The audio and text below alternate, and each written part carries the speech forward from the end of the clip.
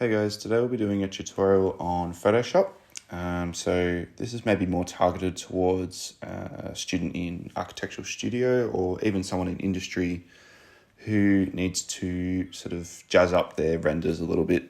As for instance, we worked with Enscape in one of our other tutorials. So you might take your render then into Photoshop and work a little bit on it a bit more to bring it to life. So very easy program to use. So you'll open it up like this.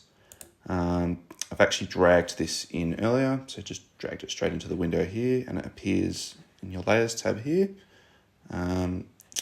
So we'll jump on in and we're going to add some trees into the background of this. So I've got some PNG trees here. We'll grab this gum tree here and quite literally you just drag that in and it appears in the window. So we'll set that behind. So let's say we want to have this sitting behind our model. And we want to sort of sit that like that. We might have a couple more of these just for, to bring out our background a little bit more. Or context within our model. So I'll just add a couple of them. Okay, so first of all, what you need to do is go to your layer here. You have to be on the layer of the render initially. And what you want to do is turn on your magic wand and you're going to select all the backgrounds of these. And basically what that's going to do is allow you to then sit these trees in behind the model as such. So it will then allow you to delete off those other layers. So you might actually, so if you turn those off initially and you'll have that layer on and you'll turn on your trees, okay? And you want to come in here and go and select the inverse. And okay, so you'll be greeted with that. What you need to do is rasterize those layers. And then what that should allow you to do is delete off our lower part. So there, that inverse was incorrect. So again, there we go.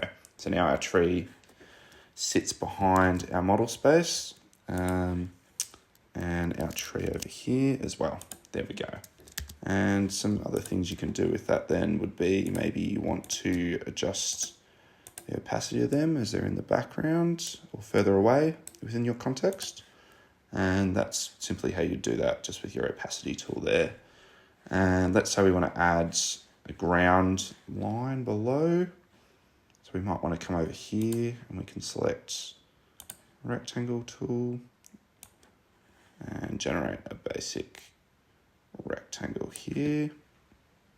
And that has already filled for us, as we may have been using it earlier. And if you needed to add a fill to this, you just go over here to where the gradient is and use your paint bucket tool to generate a gradient, a fill for that. And you might turn down the opacity on that as well. And let's say we wanted to fade this out a little bit. So what we can do here is come to our rectangle and we can add a layer mask to this. And then we can come across to our gradient and we might want to then just pull that around. We might actually start it from below and we can sort of get that sort of faded out look. And this is great if you're going to then put your work onto maybe a poster or something and you wanted to use multiple images over the top of each other, or renders and diagrams, and you can then achieve that sort of faded look across your work with using the layer mask tool there and your gradient. So just a very quick one.